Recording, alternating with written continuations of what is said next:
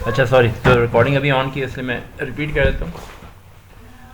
हमने अभी तक जितने भी फॉर्म्स क्रिएट किए हैं, add category, edit category, add product का, उसमें हमें पहले से पता था कि हमने हमारे पास कितने डेटाबेस में फील्ड्स हैं जिनमें हमने वैल्यू एंटर करनी है, और उनके अकॉर्डिंगली हमने फॉर्म में कंट्रोल्स ऐड किए थे।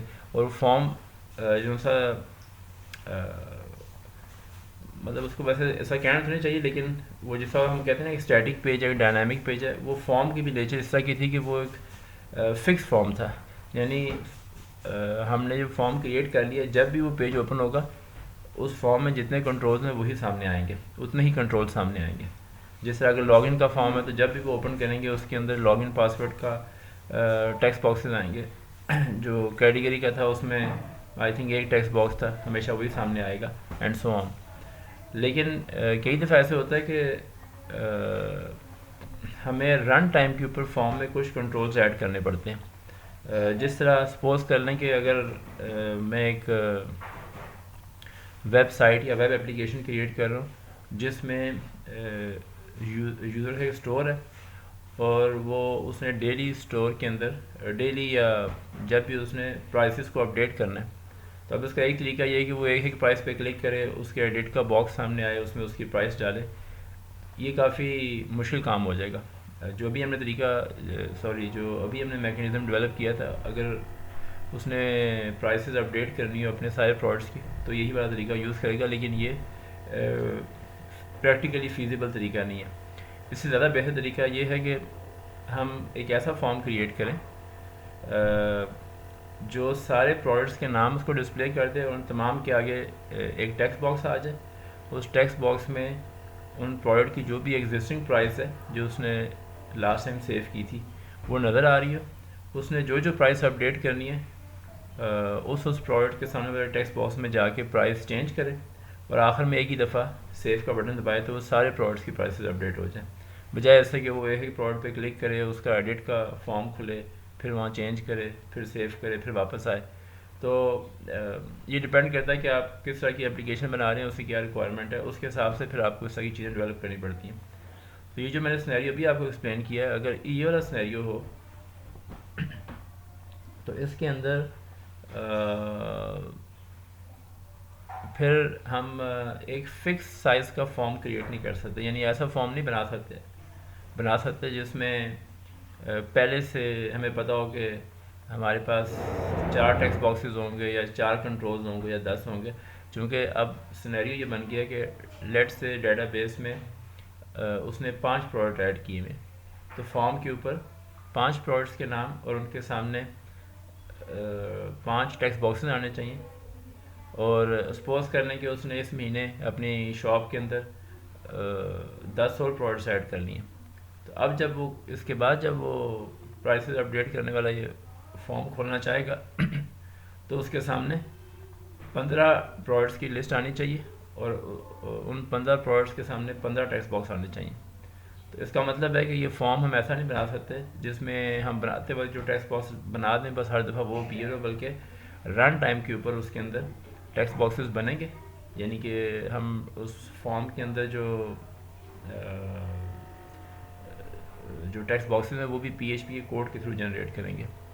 और अब यहाँ एक इशू आता है, टेक्स्ट बॉक्सेस जनरेट करना कोई मुश्किल नहीं, क्योंकि हमें पता है कि हमने एक HTML टैग ही लिखना है इनपुट का जिसके थ्रू टेक्स्ट बॉक्स बनता है।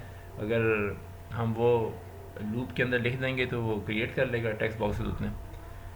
प्रॉब्लम ये आती है कि वो टेक्स्ट बॉक्सेस तो बन जाएंगे, उन टेक्स्ट बॉक्सेस को क्या नाम दिया जाए, क्योंकि हमें पता है कि हमने जब भी हम एक फॉर्म क्रिएट करते हैं उसमें कोई कंट्रोल ऐड करते हैं, और ऐसा कंट्रोल जिसकी वैल्यू बाद में हमने रिसीव करके उस पर प्रोसेसिंग करनी होती है। तो PHP के अंदर और बाकी भी जितनी भी लैंग्वेजेस हैं वो किसी भी कंट्रोल की वैल्यू उसके नाम से रीड करती हैं। जो हमने आप देखा है कि हम रिक्वेस्ट लिखते हैं $रिक्वेस्ट, और बार ब्रैकेट के अंदर कंट्रोल का नाम देते हैं। अब क्वेश्चन ये है कि जब एक कंट्रोल रन टाइम पे क्रिएट हो रहा है और हमें नहीं पता कि वो हमने एक टेक्स्ट बॉक्स क्रिएट करना है, 2 करने हैं। मैं फ़िलहाल टेक्स्ट बॉक्स की एग्जांपल लेके चल रहा हूँ, लेकिन ये जो थ्योरी है या ये जो फ़िलासफ़ी है ये तमाम कंट्रोल्स के लिए इसी तरह काम करती है। तो लेट्स से अगर मैं एक टेक्स्ट बॉक्स को सॉरी मैंने रन टाइम के ऊपर टेक्स्ट बॉक्सेस क्रिएट करने हैं और मुझे नहीं पता कि वो कितने क्रिएट करने हैं।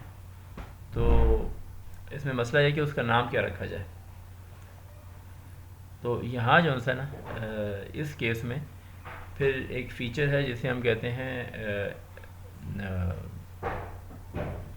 एरे ऑफ कंट्रोल्स, जिसे हमने प्रोग्रामिंग लैंग्वेज में देखा हुआ है कि हम एरे क्या होती है, उसका नाम एक ही होता है, उस एक नाम से साथ बहुत सारे इंटीजर्स या टैग वो फ्लोटिंग पॉइंट वेरिएबल या स्ट्रिंग वेरिएबल एसोसिएट हो जाते हैं। बिल्कुल वही तरीका यूज़ होगा यहाँ कि हम नाम एक ही रखेंगे लेकिन उस नाम की एरे बनवा लेंगे और फिर पीएचपी में उस एरे को रीड कर लेंगे और बाद में उसके ऊपर प्रोसेसिंग कर लेंगे। तो ये चीज़ अभी करके देखते हैं कि हमने कैसे करना है। अच्छा, अब बजाय ऐसे कि मैं पहले डेटाबेस से वैल्यू रीड करूँ, वो कोड लंबा हो जाएगा। मैं आपको ये चीज़ एक्सप्लेन करने के लिए पहले एक बिल्कुल सिंपल सी एग्जांपल क्रिएट करता हूँ ताकि आपको समझ आ जाए। फिर हम इसको ये जो डेटाबेस हमने बनाई हुई है शॉप वाली, फिर हम उसमें इनकॉर्पोरेट करेंगे।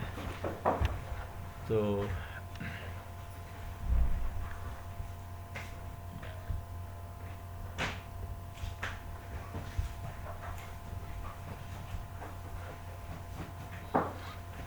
हम क्विकली एक बिल्कुल सिंपल सा फॉर्म बनाते हैं सिर्फ ये बताने के लिए कि एरे ऑफ कंट्रोल्स बनती कैसे है और उसकी पीएचपी में फिर उसकी वैल्यू रीड कैसे की जाती है। जब आपको समझ आ जाएगा तो फिर हम नेक्स्ट स्टेप में जाएंगे। ओके,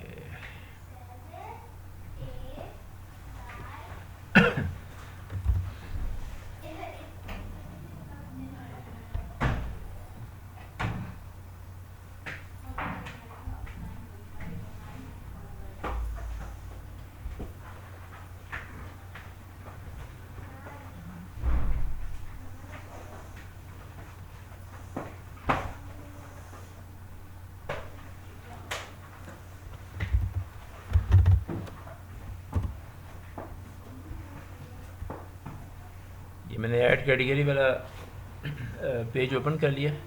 मैं इसी को सेव एज करता हूँ और इसको नाम देते हैं फ़िलहाल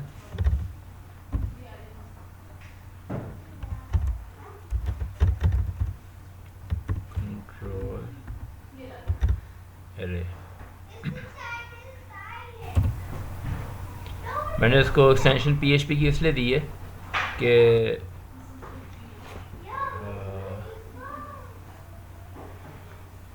चूँकि इसमें जो फॉर्म के अंदर जो टेक्स्ट बॉक्स है वो हमने रन टाइम पे क्रिएट करना है, तो जाहिर बात है वो हमें पीएचपी के कोड के थ्रू क्रिएट करना पड़ेगा। तो एनीवे शुरू में सारा सेम है, इसको यहाँ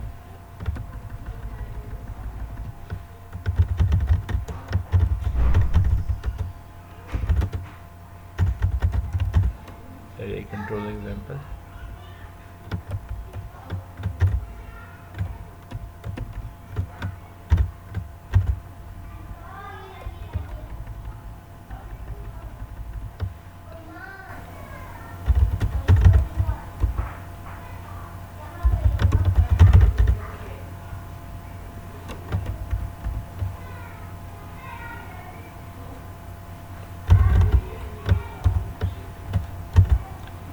जब यूज़र सबमिट का बटन प्रेस करेगा तो इस कंट्रोल की जो एरे बनेगी रन टाइम के ऊपर, उसका डाटा हम पास कर देंगे रीड कंट्रोल एरे के पेज को और उस पेज में फिर हम उसकी प्रोसेसिंग का कोड लिखेंगे।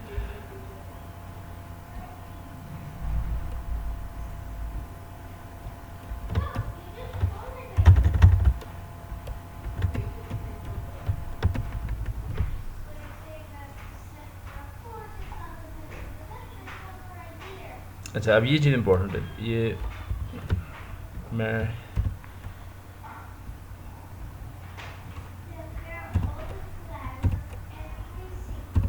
ये देखें, ये लेट से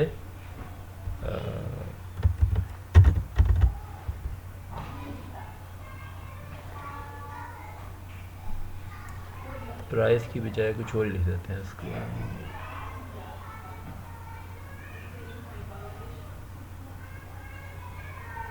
अच्छा, प्राइस रहने देते हैं। ये चीज़ इंपॉर्टेंट है। अब देखें, पहले अभी तक हमने जितने भी फॉर्म्स क्रिएट किए हैं उसमें जो भी कंट्रोल था उसकी नेम प्रॉपर्टी में हम उसका नेम लिखते थे। अब हम जो नेम लिखेंगे वो डिफरेंट तरीके से लिखेंगे। लेट से मैंने नेम लिखा उसका प्राइस और उसके आगे हम अरे का सिंबल डाल देंगे। इसका मतलब है कि ये वाला जो कंट्रोल है अगर ये 10 दफ़ा क्रिएट होता है, हर एक का नाम होगा प्राइस और आगे ये अरे का सिंबल बना होगा, तो ये बेसिकली बता देगा कि जो प्राइस है ये PHP को जब डाटा सेंड किया जाएगा ना, तो ये PHP को बताएगा कि जो प्राइस है ये एक अरे कंट्रोल है, यानी कि इस नाम के बहुत सारे कंट्रोल्स हैं और उन तमाम की वैल्यू ज़ाहिर बात है यहाँ से उसको सेंड की जाएगी। तो अब हमने अगर इसको अरे बनाना है तो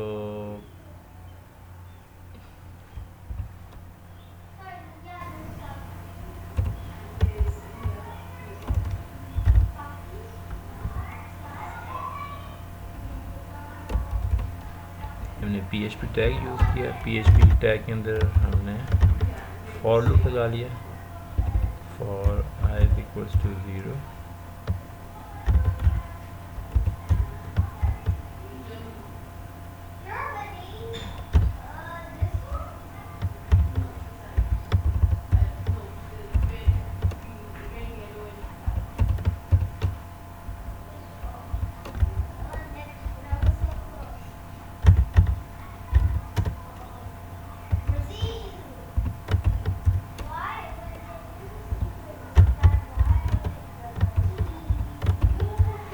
और चूँकि जो हमारे टैग्स हैं उनके अंदर भी ये आ रहा है सॉरी ये वाला single quote sorry double quotes, तो इन सबको हम एस्केप कर देंगे वरना ये एरर कंसिडर होता है।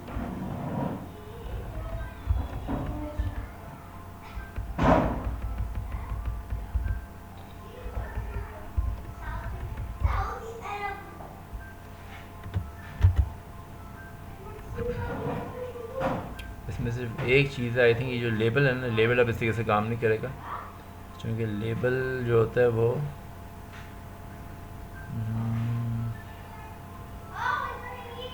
चलिए चेक करते हैं कि इस केस में लेबल फिर आप इस तरह लिख सकते हैं। पेज का नाम क्या है, कंट्रोल है।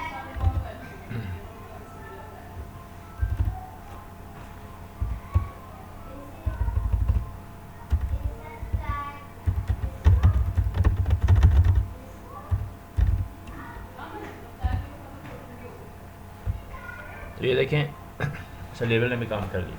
ये एरे की सॉरी जो टेक्स्ट बॉक्सेस हैं उनकी एरे बन गई।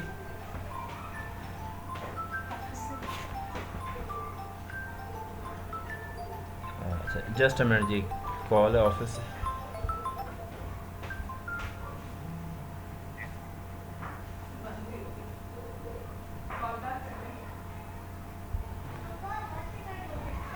कॉल कौन कर रहा है भाई?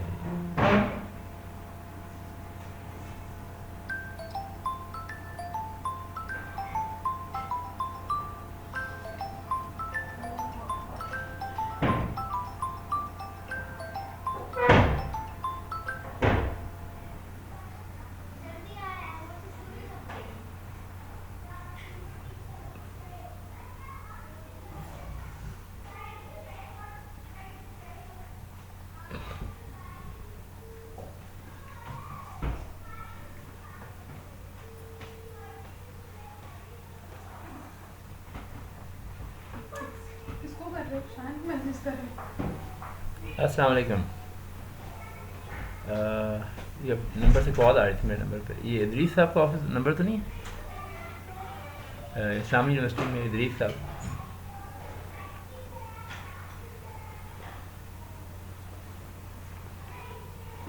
अस्सलाम वालेकुम। अभी कॉल आ रही थी।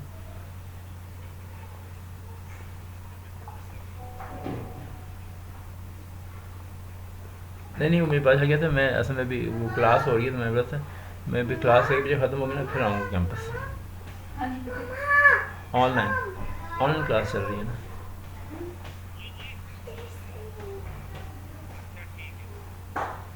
They are having their class. ठीक है चलो ठीक है ओके अल्लाह हाफिज़।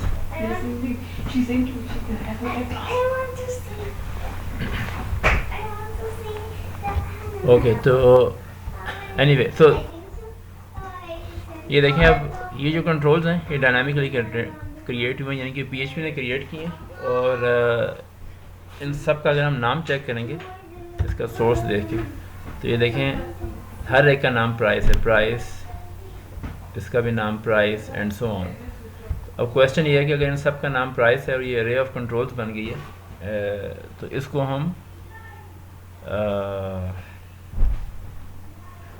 ये इनमें जो भी यूज़र डाटा एंटर करेगा वो अब रिसीव कैसे करना है, तो उसका नेक्स्ट स्टेप चेक करते हैं। ओहो,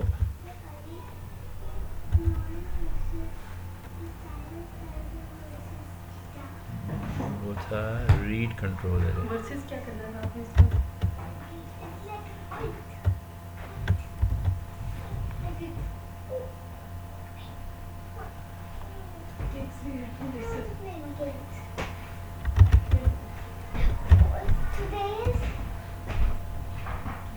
ओके, अब देखें जैसे जब हमने रिसीव करना था, अच्छा चूँकि हमने इसमें कोई रीडायरेक्शन वगैरह नहीं करनी, तो इसके शुरू में भी इसका HTML आ जाएगा।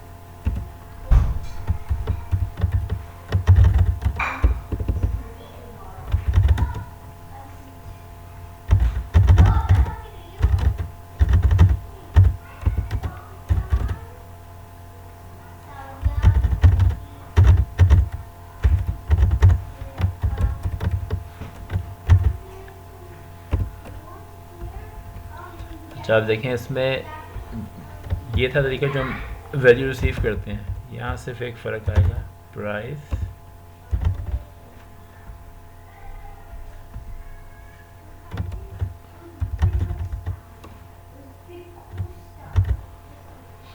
हमने पहले रिसीव की प्राइस की वैल्यू, लेकिन हमें ये अब चूँकि मैं तो खुद पेज बना रहा हूँ एज अ डेवलपर, मुझे पता है कि जो प्राइस है वो सिर्फ एक टेक्स्ट बॉक्स नहीं है बल्कि एरे ऑफ टेक्स्ट बॉक्सेस है।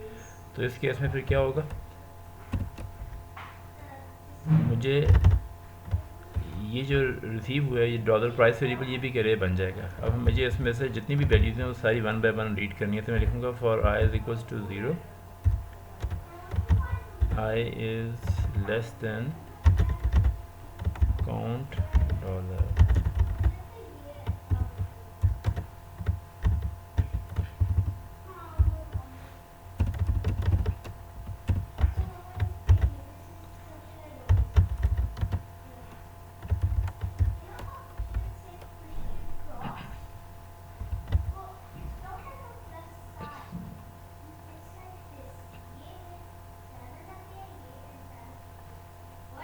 अब किसी उन ये जो कंट्रोल्स बने हैं ये वाले,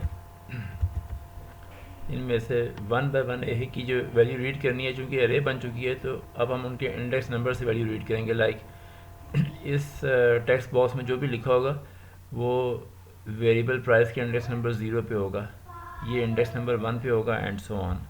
तो हमने इसी जो हम एरे में यूज़ करते हैं एक्चुअली, तो इसको हम कहते हैं let's say price var is equals to dollar price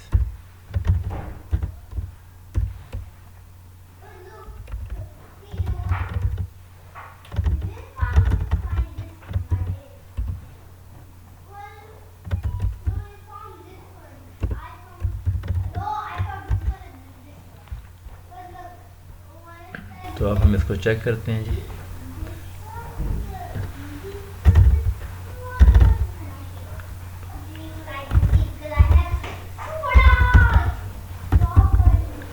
let's हमने प्राइसेस एंटर की 34, 77, 120, 765 एंड 1000।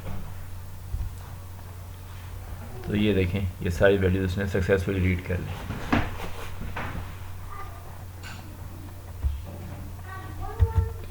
कोड में दोबारा दिखा देता हूँ।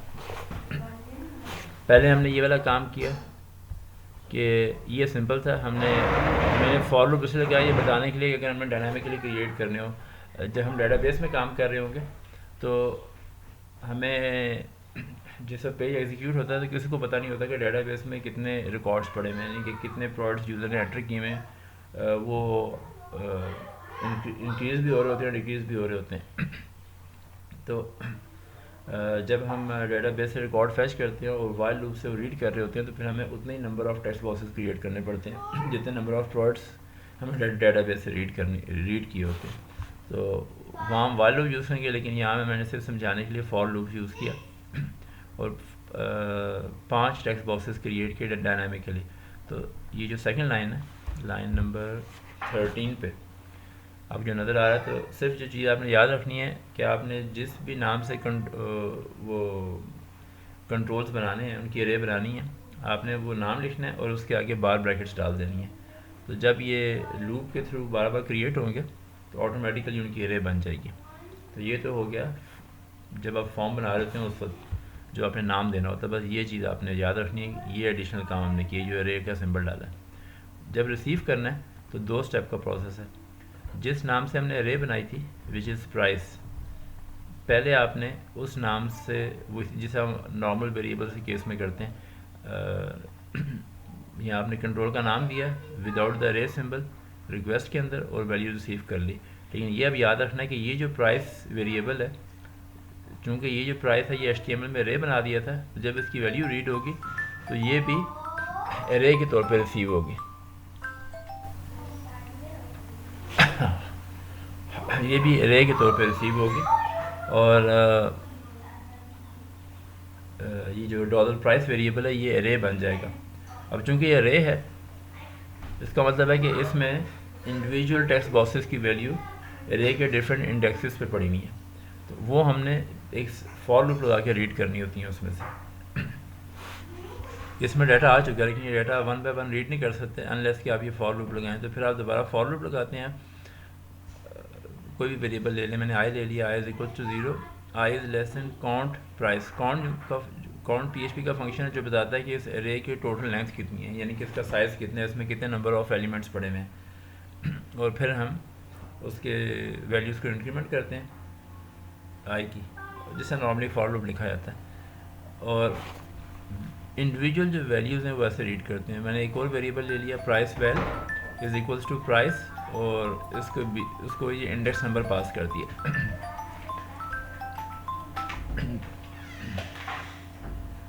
तो इंडेक्स नंबर जब पास करेंगे, अब जब फर्स्ट टाइम आई की वैल्यू 0 होगी, नेक्स्ट टाइम 1 होगी, उससे अगली दफ़ा 2 होगी, तो इस तरीके से हम अरे में से इंडिविजुअल वैल्यू रीड करते चले जाएंगे। ये चीज़ समझ आई?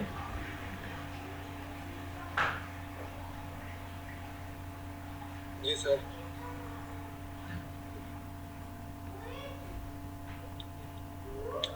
कोई इसमें से कोई क्वेश्चन हो? सर इसको दोबारा हम खुद करके देखेंगे ना? ठीक है। अच्छा,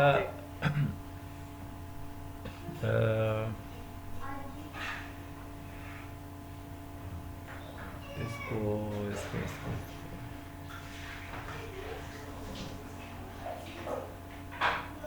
चलें, पहले आप ये सिंपल एग्जांपल करें, एक दफ़ा ये चीज़ समझ आ जाना, फिर हम इसको डेटाबेस के साथ इनकॉर्पोरेट करके भी करेंगे। तो ये टॉपिक था बेसिकली कि कंट्रोल रेस कैसे बनाई जाती हैं और फिर उनका डाटा रीड कैसे किया जाता है। बस आपको रीड करना आना हो, आगे तो आपने जो भी उसकी प्रोसेसिंग करनी होती है वो आपकी अपनी रिक्वायरमेंट के ऊपर डिपेंड करता है, वो कोड आप उससे अकॉर्डिंगली लिखते हैं। अच्छा जी, let's see the other topic.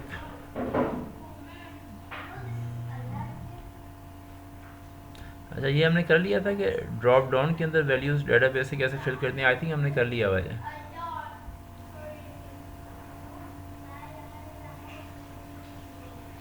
अगर हमने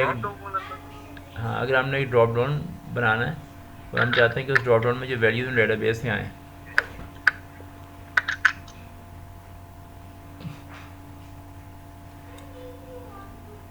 मेरा ख्याल है हमने कर लिया हुआ है, लेकिन इसलिए मैं आपसे कंफर्मेशन ले रहा हूँ। शुएब की आवाज़ बहुत ही कम आ रही है, समझ कुछ नहीं आ रही मुझे।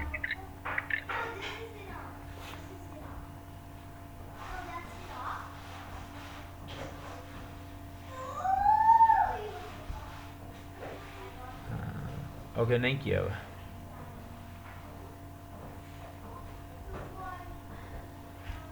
ठीक है,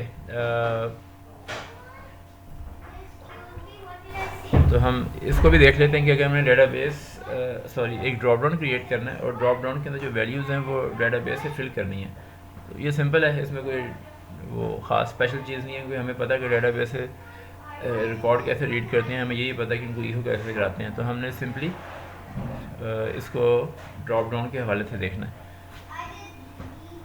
हमने शुरू में देखा था कि ड्रॉप डाउन कैसे क्रिएट होता है, यानी कि सेलेक्ट का कंट्रोल है।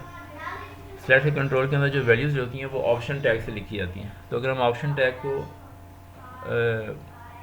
वाइल लूप के थ्रू ऑप्शन टैग में जो वैल्यूज़ हैं वो डेटाबेस से रीड करके वाइल लूप के थ्रू ऑप्शन टैग जनरेट करा लें, तो फिर क्या से कहते हैं, तो फिर जो उसके अंदर वैल्यूज़ होंगी वो डेटाबेस से डायनामिकली आ रही होंगी। इसको हम करके देख लेते हैं।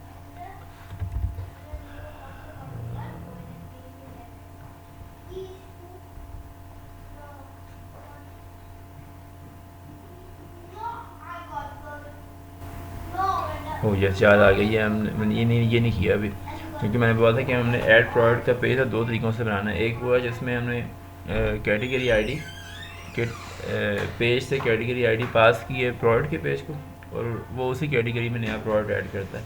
और दूसरा तरीका मैंने बोला था हम ये करेंगे कि हम फॉर्म के अंदर एक ड्रॉप डाउन बनाएंगे, जो यूज़र होगा वो प्रोडक्ट ऐड करते वक्त ड्रॉप डाउन में से कैटेगरी चूज़ कर लेगा।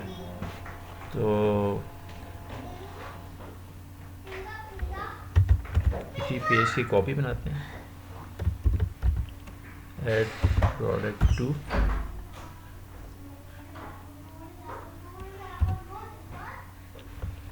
ये जो प्रोडक्ट का पेज है इसमें ये वाला काम नहीं होगा कि हम कैटेगरी आईडी रिसीव कहीं से नहीं कर रहे, बल्कि हम ये इसके अंदर एक ड्रॉप डाउन कंट्रोल ऐड करेंगे और यूज़र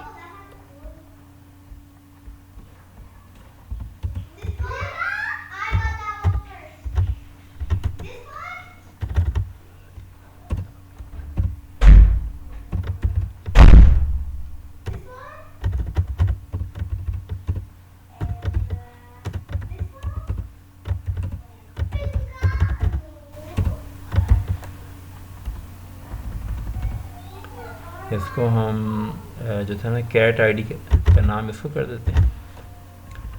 ये हमने हिडन कंट्रोल ऐड क्रिएट किया था, ये हम ख़त्म कर देते हैं। बाकी सब कुछ फॉर्म में ऐसे ही रहेगा, सिर्फ ये जो पार्ट है ये चेंज हो रहा है, चूँकि अब हम कैटेगरी आईडी ये जो यहाँ लाइन लिखी हुई है दिस वन, ये मैं ख़त्म कर रहा हूँ, ये हम रिसीव नहीं कर रहे बल्कि, और ये PHP के टैग जो से ये यहाँ से रिमूव करके इसके बीच में आ जाएंगे, क्योंकि हमने जो ऑप्शंस की वैल्यूज़ हैं वो डेटाबेस से रीड करनी है। मज़ीद कोड लिखने से पहले देखिए मैंने इसमें से जो कैटेगरी आईडी रिसीव की थी कैटेगरी पेज से वो लाइन रिमूव कर दी। यहाँ जो हिडन कंट्रोल ऐड किया हुआ था कैटेगरी आईडी वाला वो भी ख़त्म कर दिया, क्योंकि अब हम यहाँ एक विजिबल कंट्रोल डाल रहे हैं ड्रॉप डाउन का, जो कि सेलेक्ट का कंट्रोल से क्रिएट होता है, और उसका नाम हमने वही कैट आईडी रख दिया। इस कंट्रोल में मैंने काम ये करना है कि इसकी जो वैसे तो हम ये करते हैं ना, अगर मैं यहाँ PHP की टैग ना लिखूँ तो फिर हम यहाँ ये लिखेंगे ऑप्शन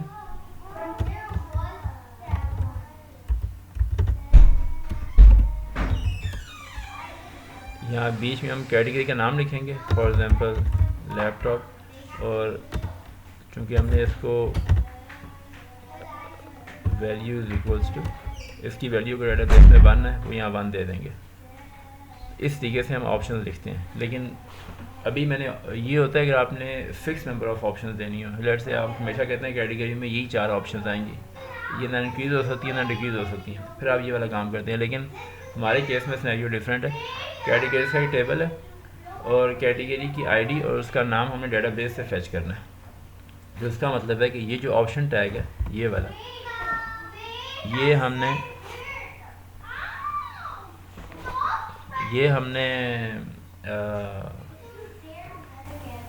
क्या उसे कहते हैं अपने कोड के थ्रू जनरेट करना। जैसे अभी हमने जो फॉर्म के अंदर टेक्स्ट बॉक्सेस कोड के थ्रू जनरेट किए थे, ये वाला भी हमने उसी तरह काम करना है।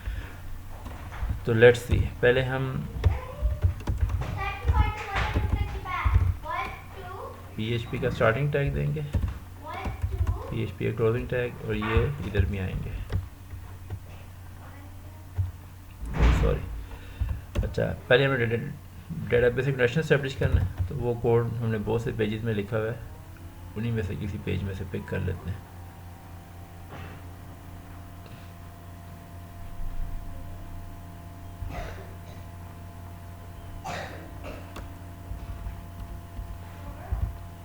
बल्कि ज़्यादा बेहतर होगा अगर हम व्यू का पेज पिक करेंगे, व्यू कैटेगरी, क्योंकि एक्चुअली वो व्यू का कोड ही होता है।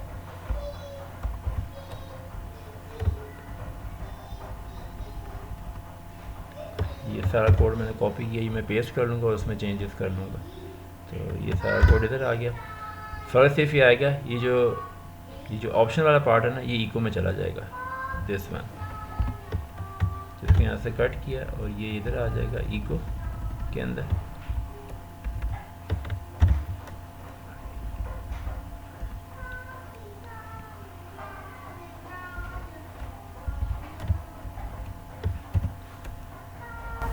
क्यूरी क्या बनेगी, कैटेगरी आईडी और कैटेगरी नेम रीड करना कैटेगरी टेबल से। अब डेटाबेस में जितनी भी कैटेगरीज हैं ये सारी रीड कर लेगा।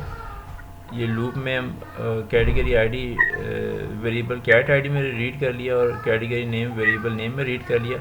अब इको में हम यहाँ ये करेंगे,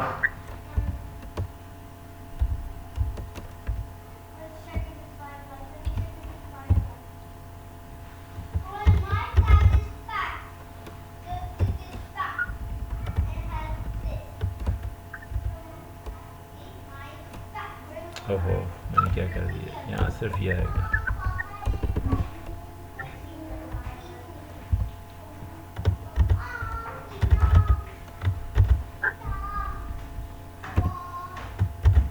तो अभी देखेंगे वही ऐड का फॉर्म, सिर्फ उसमें चेंज ये किए कि ये जो ड्रॉप डाउन था,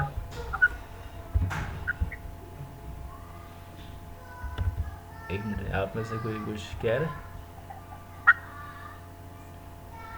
अच्छा नहीं, ओके, सो ये वही फॉर्म है, सिर्फ इसमें जो चेंज किया है वो ये है कि बजाय इसके कि ये कैटेगरी टेबल कैटेगरी पेज से कैटेगरी आईडी रिसीव करे, उसको फॉर्म के अंदर हिडन वैल्यू सेव करे और बाकी जो प्रोडक्ट की इंफॉर्मेशन है उसका नेम, डिस्क्रिप्शन और यूनिट प्राइस और यूजर से इनपुट ले। हमने इसमें रिक्वायरमेंट ख़त्म कर दी है कि ये पेज जो है ना वो कैटेगरी पेज से कोई वैल्यू रिसीव करे। इस पेज को हम डायरेक्टली कॉल करेंगे। इस पेज के अंदर एक ड्रॉप डाउन है जिसमें कैटेगरीज की लिस्ट आ रही है, और यूज़र जब भी वो कैटेगरी का नाम चूज़ करेगा तो क्योंकि हर ऑप्शन में वैल्यू के अंदर कैटेगरी आईडी लिखा हुआ तो उसी कैटेगरी आईडी आगे पास हो जाएगी, वो सेलेक्ट हो जाएगी, वही आगे पास ऑन होगी। अच्छा, इसके अंदर ये हमें ऐसे करना पड़ेगा वरना ये एरर देगा। तो अब हम इस पेज को चेक करते हैं।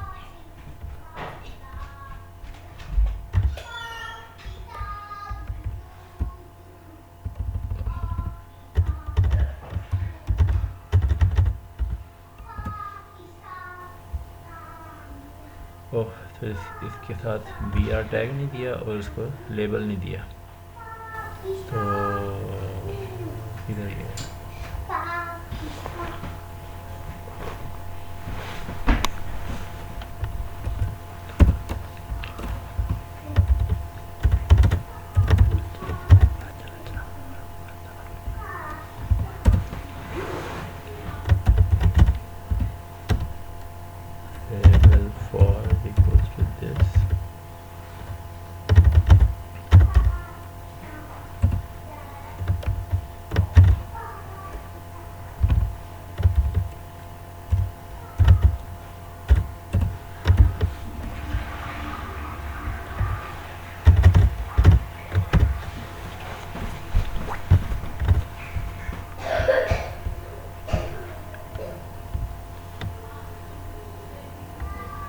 जो एस आ रहा है ना मिस्टेक हुई भी है, इसे देख। ओह यस, ये टाइप एरर। तो ये देखें, ये तमाम कैटेगरीज ड्रॉप डाउन में फिल हो गए, डेटाबेस से फिल होके आ गए। और हम जो भी चूज़ करेंगे तो याद रखें कि ये चीज़ आप याद रखें,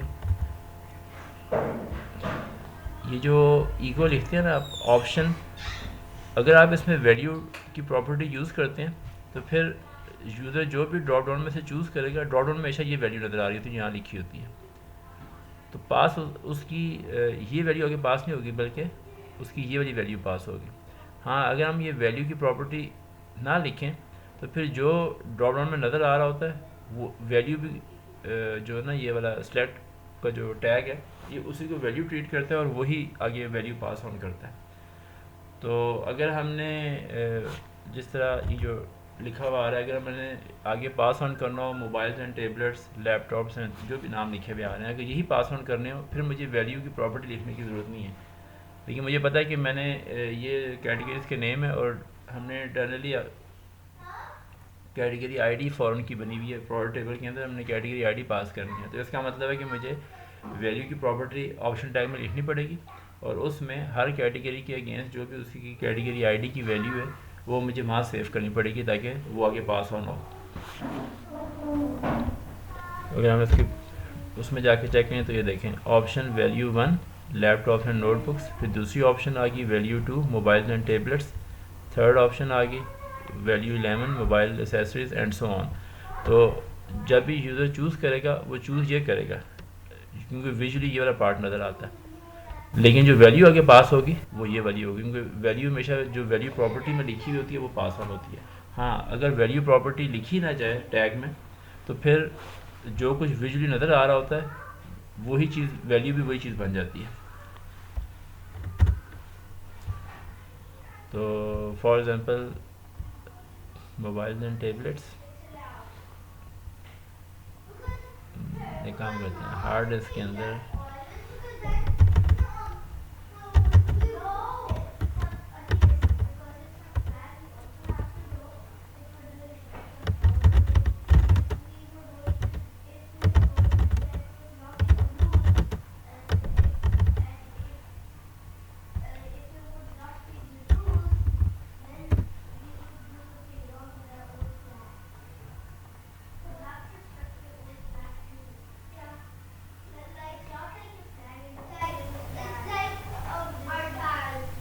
अच्छा, वो हमने जो पेज बनाया था ना सेव वाला, वो सेव वाला कैटेगरी आईडी रीड करके वापस वही रिटर्न करता था, तो लिहाजा उसने उसने उसी कैटेगरी में ये ऐड करके दिखा दिया। लेकिन अगर हम जाके उसमें देखेंगे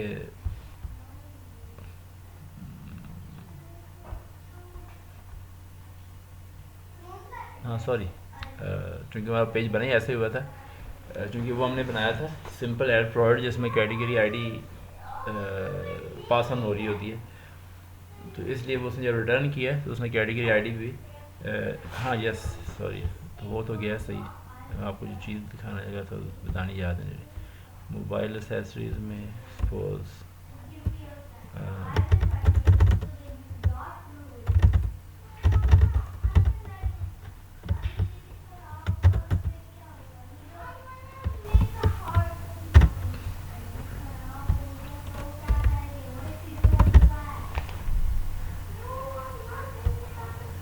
अभी देखिए ऊपर देखें कैटेगरी आईडी 11 लिखा हुआ है, इसका मतलब है चूँकि हमने मोबाइल एसेसरीज चूज़ किया था उसकी जो भी कैटेगरी आईडी है वो पास ऑन हुई थी सेव प्रोडक्ट के पेज ने, उसको सेव किया और बाद में वही कैटेगरी आईडी का कॉरस्पॉन्डिंग जो प्रोडक्ट का पेज है वो आपके सामने डिस्प्ले कर दिया जिसमें वो नज़र भी आ रहा है जो भी नया प्रोडक्ट ऐड हुआ है। तो बहरहाल बताने का मकसद ये था कि ये वो तरीका है जिस सिंपली आप जो व्यू का कोड है उसी को यूज़ करते हैं और उसको यूज़ करते हुए आपने ड्रॉप डाउन के अंदर जो वैल्यूज़ हैं जो फिल करनी होती हैं उसके लिए आप इको की कमांड यूज़ करते हैं और वाइल लूप में वो इको की कमांड ले आते हैं। तो आपके पास जो ड्रॉप डाउन की वैल्यूज़ हैं वो फिर डेटाबेस है डायनामिकली फिल होके आती हैं। क्लियर? Yes sir. जी सर, ये सर सेम इसी तरह है ना जिस तरह मतलब हाँ वो व्यू कैटेगरी में करते थे, जैसे पहले हमने मिडटर्म जी किया था, बिल्कुल ये ऑल स्टूडेंट, तो फिर उसके सामने आ गए। बिल्कुल ये स्ट्रेट वे एग्जैक्टली व्यू का कोड है। तो इसलिए जो शुरू में हमने कोड किए थे ना, यही कोड पेजेस में रिपीट होते हैं बार बार अपने आपकी रिक्वायरमेंट के हिसाब से। ये बताएं कि अगला टॉपिक करें कि आज ये दो ही काफ़ी हैं। सर की ये बड़ी क्लासेस चल रही हैं आज शाम तक, क्लासें पूरी दिन होती है, फिर मिक्सअप नहीं क्लासें तो पूरे दिन होती हैं। मैं वैसे कह रहा हूँ कि अगर आप समझते हैं कि हम आगे कर लें तो अगला टॉपिक कर लेते हैं, अगर आप समझते हैं कि अभी आज के लिए इतना काफ़ी है तो फिर छोड़ देते हैं। सर काफी इतना। सर ये यूनिवर्सिटी ओपन होगी 24 के बाद, क्योंकि यूनिवर्सिटी तो 24 तक खुलती है। जी जी लेट्स सी, मुझे लग नहीं रहा क्योंकि चूँकि मैं परसों यूनिवर्सिटी, सॉरी कल भी गया था यूनिवर्सिटी, हाँ कल गया था सॉरी। तो वो यूनिवर्सिटी में भी कुछ एम्प्लॉयज़ हैं जिनको कोरोना हुआ हुआ है, कुछ लीव पे हैं, कुछ सही हो ठीक होके आ गए हैं। तो आई डोंट नो एग्जैक्टली। अब ये तो खैर सही बात जब चलेगा जब कोई जो है वो जो है ना प्रेसिडेंट और रेक्टर उनकी जो मीटिंग होती है उसमें डिसीजन होता है। वो अगर 24 तक है तो जाहिर बात है 24 से एक दो दिन पहले वो दोबारा डिसाइड करके अनाउंस करेंगे। लेकिन वैसे मुझे मेरा जो अपना ज़ाती ख्याल है वो ये है कि मुझे नहीं लग रहा कि यूनिवर्सिटी खोलेंगे।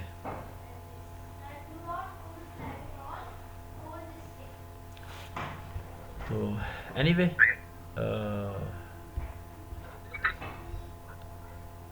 इसको फिनिश